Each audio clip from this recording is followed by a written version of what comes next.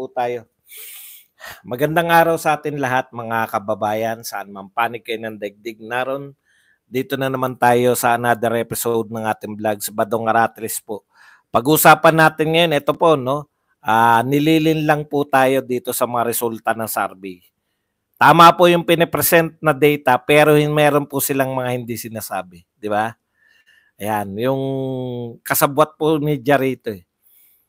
Yan po, ilalantad po natin yung panlilin lang ng mga yan. Pag-uusapan din po natin etong mga bagong atake. Sumagot na po si Chis Escudero doon sa paliwanag ni BP Sara kasi sinabi niya 6 years walang plano si Tatay Digong eh. Ngayon, hinahanapan mo ng plano ng 2 years. Di ba? Ganun yung sagot niya.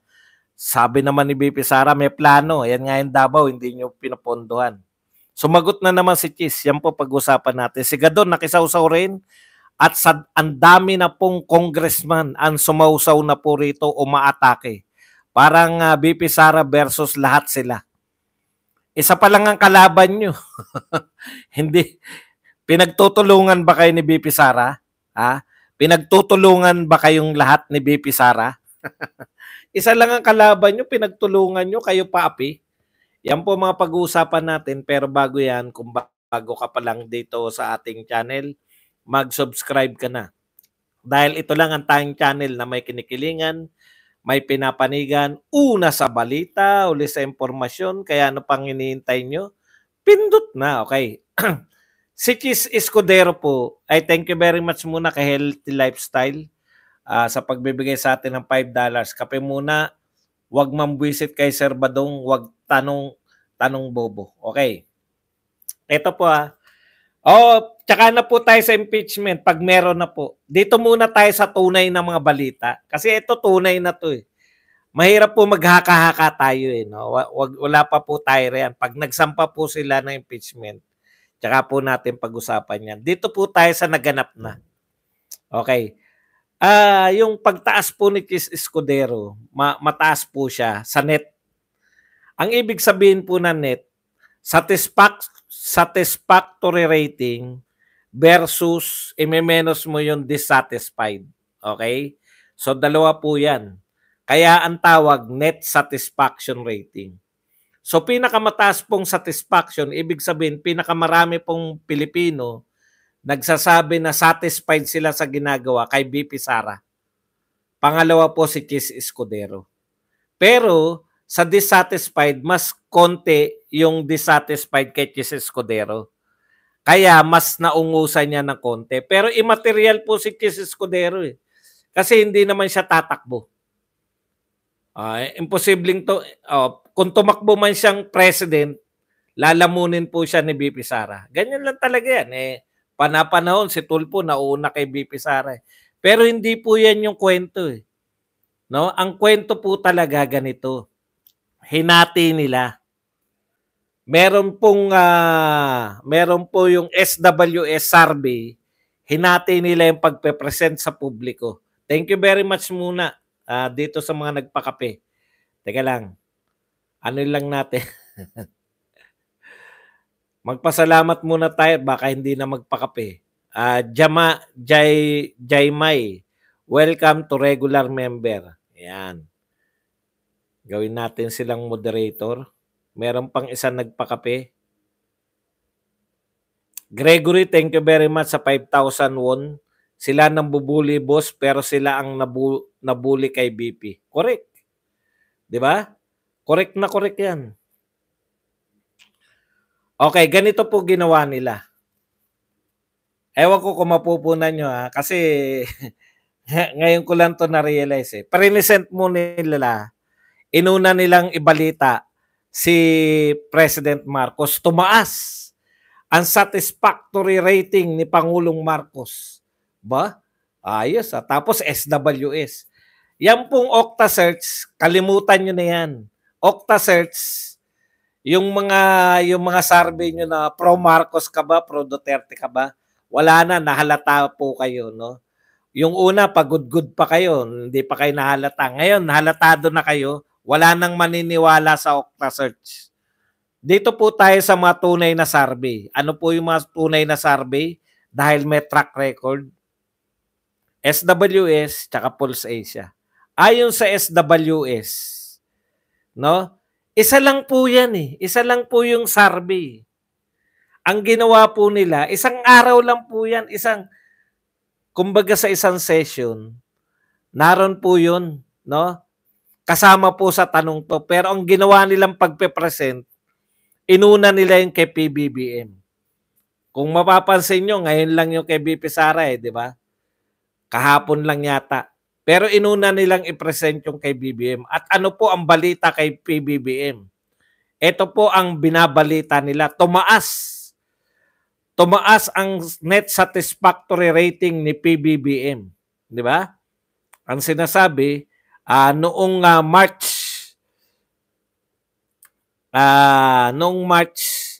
ay 20% lang. Ngayon,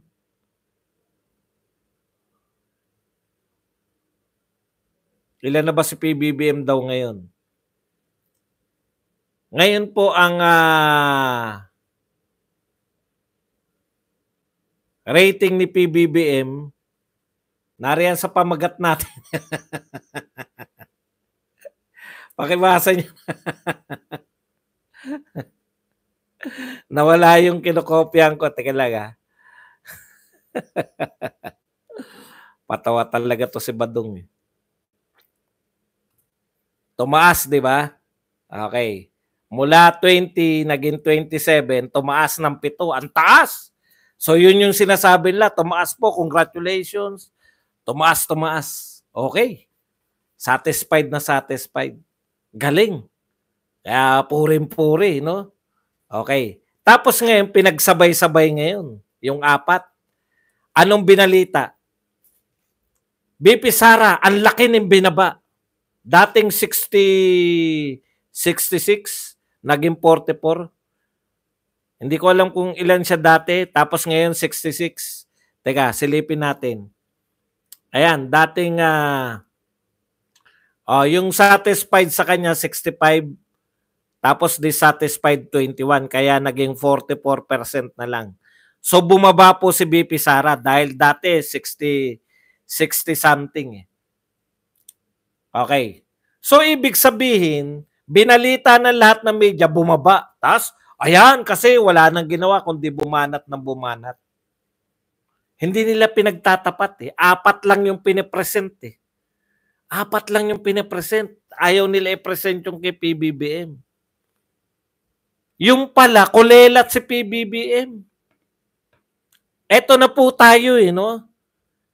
Dito na tayo sa paraan ng pagbabalita. Alam po ninyo, natural po yan. Natural po na pababa po si BP Sara kasi yan yung panahon na nagbiyak na yung unit team di ba? Natural po yan na yung mga makamarcos ayaw na kay BP Sara. Kaya yung dating ang taas-taas silang dalawa po mataas Yung dating ang taas-taas nilang dalawa, pareho pong bababayan. Ngayon, eto, tumaas si President Marcos, pero kulelat. Para hindi po mahalata na kulelat si PBBM, hindi po nila sinabay ng pagbabalita. Inuna nilang ibalita na tumaas ng rating si President Marcos. Tumaas talaga. Ano po problema doon sa tumaas? Alam nga namang i-deny natin yan na tumaas. Pero kulelat po siya. Parang yung kulelat sa inyo. Kunwari po, yung pinakakulelat sa Section 1, kulelat ka. Tumaas ka ng 7 points. Bumaba yung first honor. First honor pa rin yun. Pag graduate kayo, tatawagin yun first honor. Kaya makikita nyo po, no? Ganun po sila mag-manipulate ng pagbabalita itong media na to. Totoo ba tumaas? Tumaas. Pero hindi nila binalita na kulelat. Kasi kung tayo magbabalita niyan, pinakamataas si BP Sara sa satisfaction rating. Badong, si Chis Escudero ang pinakamataas sa net satisfaction. Pero sa satisfaction lang, si BP Sara. Pag minenos mo na yung satisfied, minenos mo yung hindi satisfied, dun tataas si Chis. Bakit konti pa lang ang dissatisfied kay Chis? Nung June pa yun eh. June 23 pa yun eh. Abangan nyo ngayong binabanatan niya na si BP Sara. Alam niyo yung ibig ko sabihin? Noon, maka-BP Sara ka man, wala kang pakialam kay Chis eh. Ngayon, dahil binabanata mo na si BP Sara, may pakialam na kami sa'yo. Dissatisfied na kami sa'yo. Kaya abangan ninyo after. Partida pa yan ha, kulelat na si PBBM before pa nag-survey sila, before pa yung kapalpakan niya. Ano yung kapalpakan ni PBBM? Pinakamalaking kapalpakan noong panahon ng SONA. In-announce 5,500 flood control. Diyan na ngayon na uuwi yung mga atakehan eh. Sa flood control. Sakit na sakit tong mga congressman.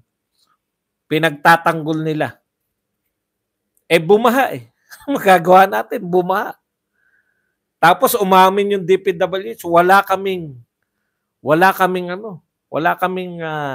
programa, wala kaming plano. Alam po ninyo, kaya po maraming maluloko eh. Tumaas man yan, kulelat ka pa rin. Hindi po pwedeng ipagmalaki na, tumaas kami. Sino kulelat? Kami. Pero tumaas kami. Tignan nyo. Kailan pa pinagmalaki yung kulelat? Pero dahil sa paraan nila ng pagbabalita, kulelat na, nagagawa pa ng media na sabihin na tumaas. Natural, tumaas yan. Napaka-konti na nga eh. Ano ba tendency ng bagsak na bagsak? Ang tendency po ng pinakamababa, umangat. Ang tendency naman po ng pinakamataas, bumaba ng konti. Pero sa baba ng konti, no? Sa baba ng inonte ni BP Sara, ang taas niya pa rin. Siya po ang pinakamataas na satisfaction rating. Kaya sila nagkatalo ni Chis dahil konti pa lang yung dissatisfied kay Chis eh. Bakit konti? Ngayon lang siya bumanat eh. Tandaan nyo po sa susunod, para nang si tambaluslos yan si Chis. Bumanat na eh. Makikita nyo po kung gaano ka ibababa sa rating niyan. Alam po ninyo, pag ngayon na po nagtataka nga ako rito sa mga survey, no? Bakit wala naglalabas ng survey result after ng SONA? Samantalang ang SONA ang sukatan. No? Ang SONA ang sukatan dapat. Kasi report ng tao yan eh. Hindi kayo pwedeng mag-conduct ng survey before SONA at yun ang kalalabasan. Hindi po. Dapat after SONA yung conduct ng survey. Lalo na yan. After SONA, sinundan ng baha. Isang baha pala, isang bagyo pa lang po. Mahinang bagyo pa lang yan. Hindi po yan super typhoon na gustong ipalabas. No? Kulelat po. Paano pa kaya after SONA? Pag nag-survey po kayo, baka negative na yan. May nag-negative po ba? Meron po. Panahon ni Gloria, negative po si Gloria.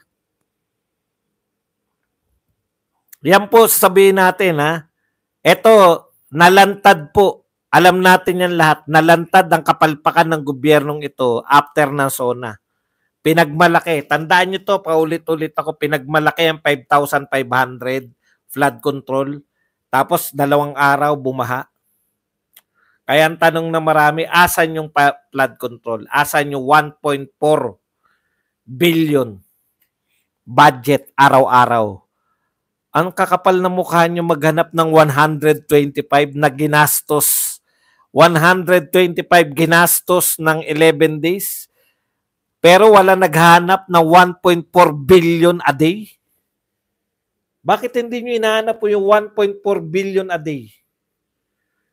Sige, simulan na natin. Okay. Anong wala naniniwala? Ang taas po ni BP Sara, 44%. Ito po. Pasimplihin po natin. 27, sino po mas mataas? 27 o 44? 44, hindi pa po binabago yung ano? Hindi pa po binabago. 44% po mataas, di ba? Kaysa sa 27. Ay 44 po si Sara Duterte. 27 po si BBM. Paano nyo nasabi na mas mataas si BBM? Nililin lang kayo ng mga media. Ang una na niwala kayo. Huwag ganun. Okay. Okta Research, wala na po yan. Nag-ano na po yung Okta Research eh.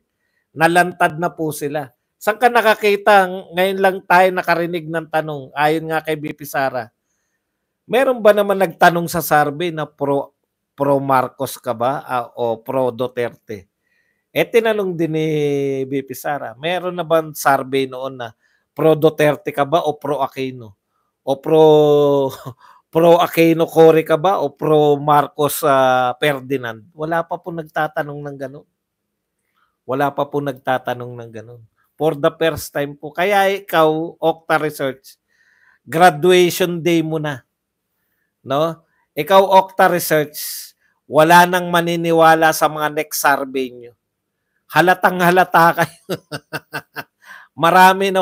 marami na pong ganyan.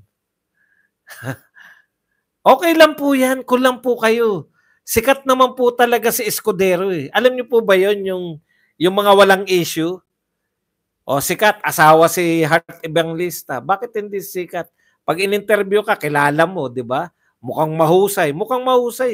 Ngayon lang naman siya bumira eh. Kulang kayo. Ngayon lang bumira yan eh. Tignan nyo po next survey niyan. Laglag po yan. Bumira na kay BP Sara. Lahat po ng bumibira kay BP Sara, laglag. Okay. Punta na po tayo rito sa mga atake.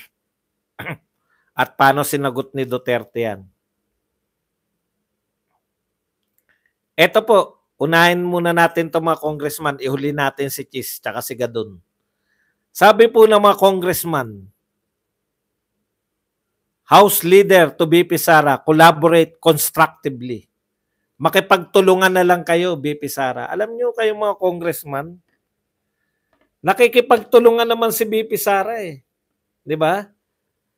Si BP Sara, kakampi po ng gobyerno. Ka-uniteam nga po eh. Paalala ko lang po, no? Attorney po si Ralph Recto. Parang hindi naman. Hindi yata attorney si Ralph Recto. Hindi ko naririnig na attorney Ralph Recto. Ano lang po, no? Ano po bang collaborate? Gusto niya makipag-collaborate na lang daw constructively si BP Sara kaysa atake ng atake. Vice President Sara Duterte's criticism on issues that range from flood control projects to reduce security is more polarizing than productive. So, gusto niyang tumigil na si BP Sara sa kaatake, kaka-criticize, at makipagtulungan. Alam nyo, mga congressman, no? Kanino makikipag-collaborate si BP Sara? Sa inyo? Makikipagtulungan sa inyo. Alam nyo ba kung bakit nag-resign si BP Sara? Ito po, hulugan yung ginagawa ni BP Sara. Una niyang paliwanag. Maaaring hindi nyo naintindihan, no? Mali ang paggastos ng budget ng pamahalaan. Hindi po DepEd yung sinasabi ni BP Sara. Mali ang paggamit ng budget ng pamahalaan. Anong ibig nyo sabihin? Makipag-collaborate pa rin si BP Sara kahit nakita na niya na mali ang paggamit ng pondo? Yun ba ang ginagawa ninyo sa Congress? Mali na paggamit, nakikipag-collaborate pa rin kayo? Yun ang pagkakaiba ni BP Sara sa inyo. Di po ba? Gusto nyo makipagtulungan pa rin si BP Sara? Teka muna, sino po ba nagpasimula ng... Nakikipagtulungan nga si BP Sara eh. Sino ba nagpasimula? Kayong mga congressman ang nagsimulang umatake.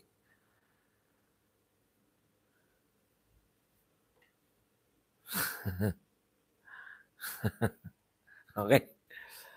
Isa-isahin natin yan. Ito pa isang congressman. Si Marcos Pro PH. Pangkape, boss. Thank you very much, OFW Hero, sa $199 na pangkape. Sabi ah ni Congressman Representative Gil Bungalon ng ano ba to? Representative siya ng ako Bicol yata to. If there were indeed budget issues. Ito sabi niya, may problema pala, bakit nanahimik ka? Sabi kay BP Sara. If there were indeed budget issues, why raise them only now? What's wrong? You never mentioned anything like that before. In fact, it was mostly your undersecretaries who were speaking, making it seems like you weren't aware of what was happening in DepEd. Okay, ito po yung mali nilang pang-intindi, no? Ang inaatake po ni BP Sara, ang sinasabi niya na mali paggamit ng pondo, yung pagkakaunawa ko, yung pondo ng pamahalaan, hindi po pondo ng DepEd. Hindi po siya nag-resign sa DepEd dahil mali yung paggamit ng pondo ng DepEd. Siya nga yung secretary doon. Yung nakikita niya yung pondo ng pamahalaan. Wala siyang katulong. Gusto niyang baguhin pero walang sumuporta sa kanya. Kaya siya nag-resign.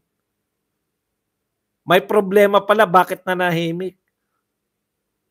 Kaya nga kayo nagkakagulo dahil ayaw na ni BP Sara eh. Tahimik siya dati pero napuno na. Gusto nyo. Ano ba talaga gusto nyo? Sabi nung ibang congressman, atake daw ng atake si BP Sara. Tumigil na lang daw sa kakakriticize. Ikaw naman, bakit daw nanahimik? Ano ba talaga gusto nyo? Ano ba talaga ginagawa? Umaatake o tumatahimik? Hindi mo maintindihan, no? Hindi po DepEd yung sinasabi niyang maling paggamit ng pondo. Napaka-literal nyo naman. Kaya siya nag-resign sa DepEd dahil DepEd lang po pinakialaman niya. Vice President siya ng Pilipinas. Kaya nakita niya na mali yung paggamit ng pondo ng Pilipinas. Naintindihan nyo?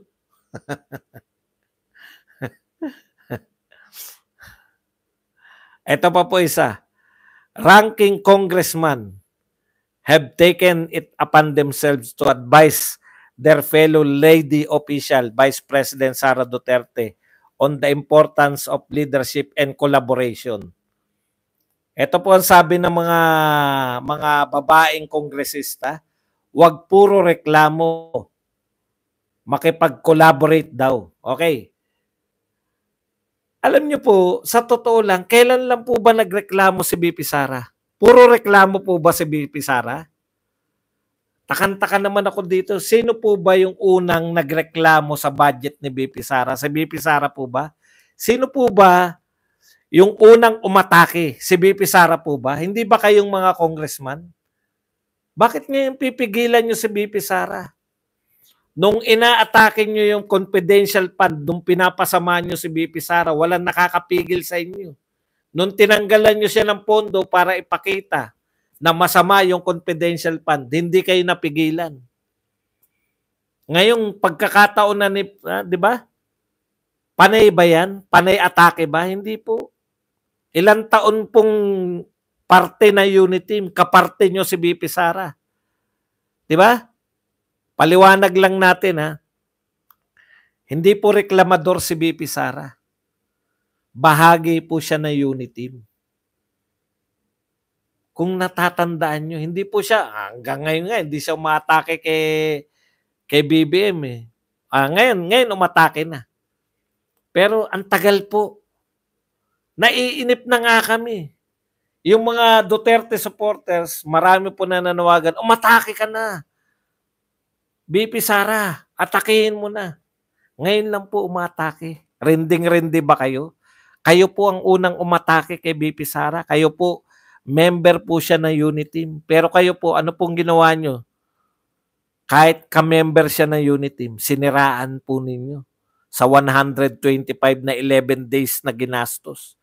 Sinira. Okay. Yan, palapit na tayo ng palapit sa mga inampalan. sa mga mahuhusay. Dito na tayo kay Gadon. Ihuli na natin si ano, etong si Escudero. Ayan. Ito po yung binanata ni Gadon. Ulitin lang natin yung sinabi ni BP Sara. Ang Pilipinas may healthcare system. Dapat na totoong napapangalagaan ng kalusugan ng bawat Pilipino. At maibsan ang gastusing medikal tuwing darating ang sakuna. Subalit ang Pilipinas ngayon ay may PhilHealth na imbes na paigtingin at ay kukunan pa ng pondo upang magamit sa mga bagay na walang kinalaman sa kalusugan ng tao. Ano po yung binabanata ni BP Sara? Malinaw po, no, yung 89.9 billion na kinuha sa PhilHealth para dalhin sa iba. Di ba? Yan po yung binabanata ni BP Sara. Imbis na yung 89.9 billion, taasan mo yung benepisyo, ganun pala dapat yung ginagawa. O kaya, kung ayaw mo magtaas ng benepisyo, huwag ka muna maningil. Kasi maraming pera eh. Ito po ang sagot ni Gadon. Kung sinabi ni BP Sara yan, hindi ko iboboto for president in 2028 because she does. Ang sagot ko naman sa iyo, ano naman kung hindi mo iboto? Alam mo, Gadon, magtotohanan na tayo, no? Iba yung mga iniisip mo lang sa katotohanan, no? Gadon. Alam mo, tatapatin na kita, Gadon. Wala kang bilang. Sarili mo nga hindi mo maipanalo. Sarili mo nga hindi mo maipanalo eh. Ha? Ano ngayon kung hindi mo iboto? Ikaw ba ang mananalo? Ikaw ba ang magpapanalo? O hindi boto mo yung gusto mo. Gusto mo, ngayon pa lang mangampanya ka na kung sinong gusto mong patakbuhin eh. Para makasigurado ka eh.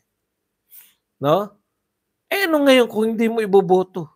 Ang tagal mo na sinisiraan si BP Sara eh. Ibig mo sabihin, iboboto mo pa rin siya kahit sinisiraan mo na siya. Matagal mo na siyang sinisiraan. Sasabihin ni PhilHealth, she has no idea about PhilHealth. Dami increase of benefits ang PhilHealth under PBBM and for the first time under PBBM, 100% na implementation ng universal healthcare. Now, all Filipinos are covered, not only the paying members. Hindi yan yung usapin eh. Ha? Larry Gadon. Ang usapin ni BP Sara, kinuha pa yung PhilHealth. Di ba? Kinuha pa po yung PhilHealth. Yung pondo ng PhilHealth na dapat ipampataas ng benepisyo ng mga miyembro, kinuha pa. At dinala sa iba. Okay. Sana naunawaan mo, Gadon. Hindi ko iboboto yan. Di wag mo iboto. Sarili mo nga, hindi mo maipanalo. Tumakbo ka uli. Para hindi nagsusulo si Shell Jokno. Uy, wala si Shell Jokno dun sa ano ha. Ha? Mukhang tinabla na nila si Shell Jokno ha. 3 lang po yung nasa picture, si Kiko, si Bam Aquino at saka si Lenny. Nagsabi na independent daw ang tatakbuhan ng dalawa. Hindi nyo na sinasama si Shell Jokno. Ano ba naman yan? Takbo ka uli, Gadon. Iniiwan mo naman si Shell Jokno. Di ba nagano kayo? Paligsahan kayo kung sino mas maraming talo. Okay. Punta na po tayo rito kay Chis Escudero. Sumagot na po si Chis eh. Natatandaan niyo yung sagot ni BP Sara na yung sabi niya, bakit 6 years? Bakit 6 years yung tatay mo walang plano? Okay. Ito po. Si Chis Escudero, pag yung mga hindi po marunong sa mga pakikipagtalo, madadala ka sa argumento niyan kasi umaalon ng boses, 'di ba? Katunayan nga wag na natin sabihin may mga tao talaga na dadaan sa mabulaklak na pananalita.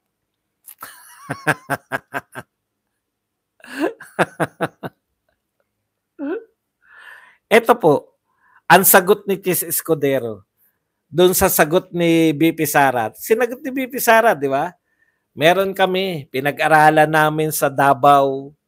Tapos ngayon, meron na kaming plano sa Davao kung paano hindi nababahain yung Davao. Pagkatapos namin pag-aralan, pagkatapos na may plano na, eto sana yung gagawin ng Duterte administration para pag naging matagumpay ito, pambuong Pilipinas, pondohan nyo naman. Ha?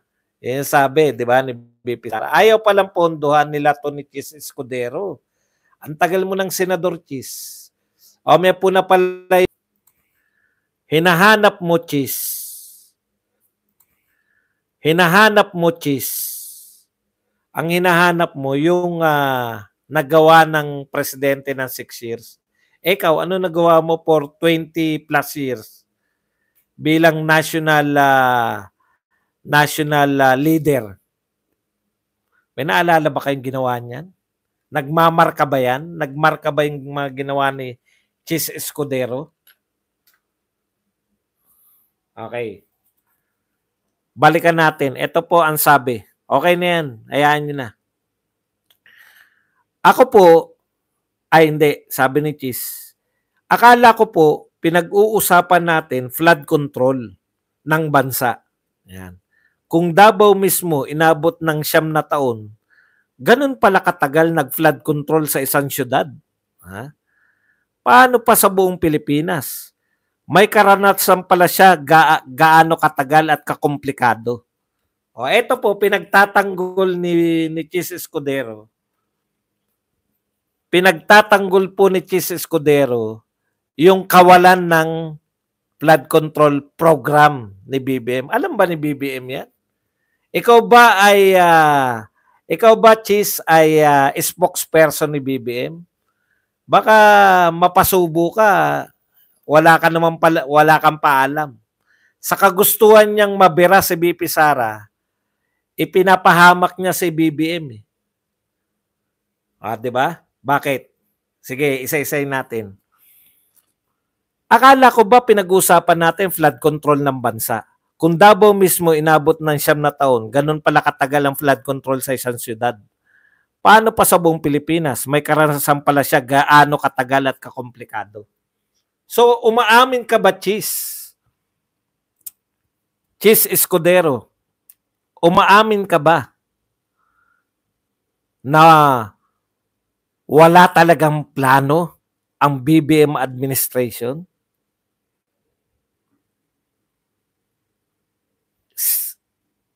Umaamin ka ba na yung 5,500 pesos? Okay. Okay ba? Test mic, test.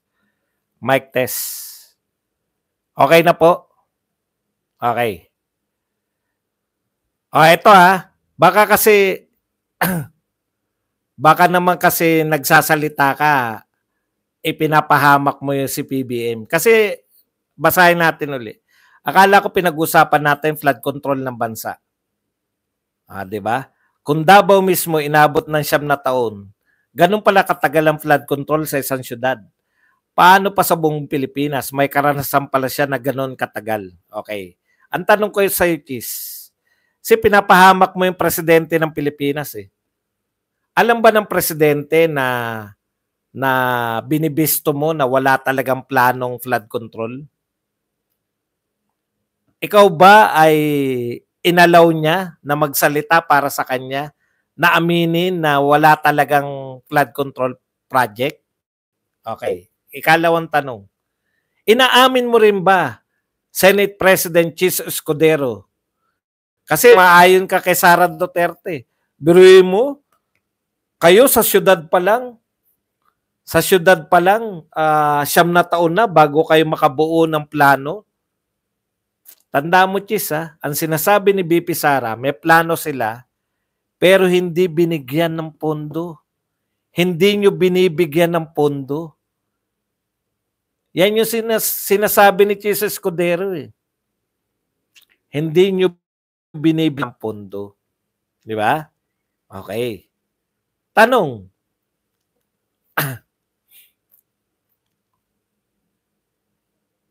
Bakit may 5,500 na sinabi si Pangulong Marcos na pinondohan kung wala namang plano? Kaya mo bang pangatawanan, Chis, na wala talagang plano na flood control? Yan kasi yung sinasabi ng mga matalinhaga mong matalinhaga mong pinagsasabi, no? Matalinhaga. Pero ang kahulugan niyan, inaamin mo ba, Chis, na drawing lang yung 5,500? Ang sinasabi ni BP Sara, kaya hindi namin maipatupad yung flood control program ng Davao kasi ayaw niyong pondohan. Ang sinasabi mo ba na wala rin? Umaamin ka, yun naman pala, may karanasan ka pala, sabi niya. May karanasan ka pala sa Davao nga, ang tagal, di ba? Ang tagal sa Davao. Ibig sabihin, nakagawa sila ng plano, hindi sila pinopondohan. Ngayon, dito sa gobyerno natin, walang plano pero may pondo. Yan ang katotohanan, Chis. Pagtatanggol mo, pinagtatanggol mo, okay lang na magkapondo, binigyan nyo, isa ka sa nagbibigay. Senate ka, hindi mo na-review. Meron silang plano, wala silang plano, pero may pondo. Aminado ka? Yan po ang ating Senate President. Mabatikos lang si BP Sara Duterte, kahit aminin niya na talagang walang plano. Malaki ang pagkakaiba nun. Si BP Sara, ang sinasabi niya, na kapag plano kami, hindi kami napondohan. Ang sinasabi mo, mahirap pala talaga. Biruin mo, syudad ka lang. Oo, mahirap talaga pag hindi nyo pupondohan. Kaya naman pala, may pondo naman pala kayo dun sa mga walang plano. Balikan natin si Tatay Digong. Lagi niyong kino-question. 6 na taon si Tatay Digong. Kailan po binaha ang Maynila ng ganyang kalupit? Kailan po?